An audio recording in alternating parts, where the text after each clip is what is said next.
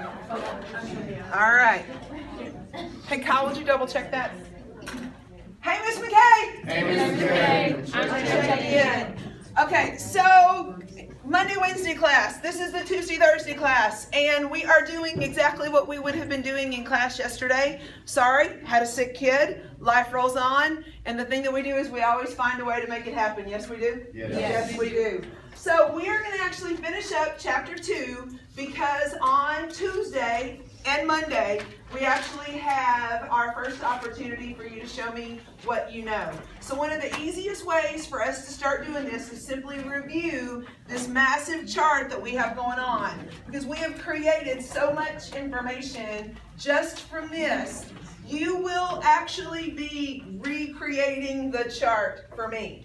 I have it, and then you will actually, I'll have some circles, and you will fill in what goes in that circle. So you're going to need to know how all of this works. So we start off with the what? With the line. Very cool. Let's all of a sudden, we start over here. Let's do these categories first. What do we have here?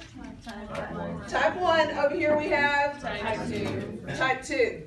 All right. We actually consider the type 1 fibers very... Remember we talked about slow? Efficient. Very good. And then we also, what we say they're aerobic.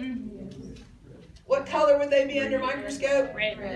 Red, very good. So these are all of our endurance sports. Okay, so come over here. What do we typically say? Oh, they're... Okay, with Monday, Wednesday class, they're usually not this quiet. Tell them to talk. Okay. Type 2X. Type 2A, all the way to 2X. explosive. All right, so what other characteristics do we have here? Fast, anaerobic. Power. Oh, I love that word. And they're white under the microscope. Very good. Does anyone want to volunteer for a muscle biopsy? Right there in the quad. Pull it out and look at it. See that fiber makeup. Have y'all seen them? The diameter of muscle biopsy needles is about the size of the end of this marker. Oh my goodness. Yeah. You still want to volunteer, Coach Burks? You still in? Okay, cool. We'll get with y'all and make that happen. That's pretty big.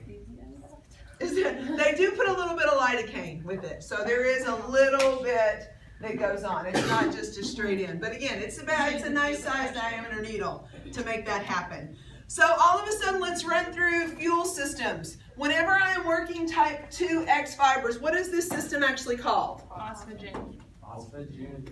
Very good. P-H-A-G-E-N.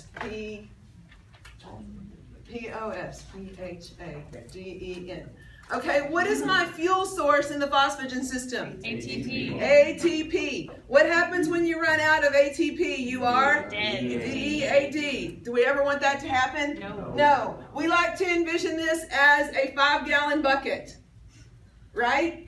All of a sudden, where does the 5-gallon bucket fill up? Does it fill up with the hose or underneath the waterfall? So it's quick to empty, quick to reload, quick to empty, quick to reload, over and over and over again. Is it a long-term source of energy or a short-term source of energy? Short-term source of energy. Very explosive. When I burn ATP, I end up getting this thing called creatine phosphate. When we talk about intensity level is super high, but what's sort of my duration window? 1 to 10. 1 to 6, maybe 10, just a little bit, okay? We'll sort of call it that window. I want to give you a few parameters to work in, but I also want you to pretty know some solids that come right there. So after we have dumped our bucket, but we want to keep our intensity relatively higher, we have to move to a different fuel source. And what is this system called? What's my fuel that I burn there? Glucose, glycogen, carbs. Glycogen, carbs.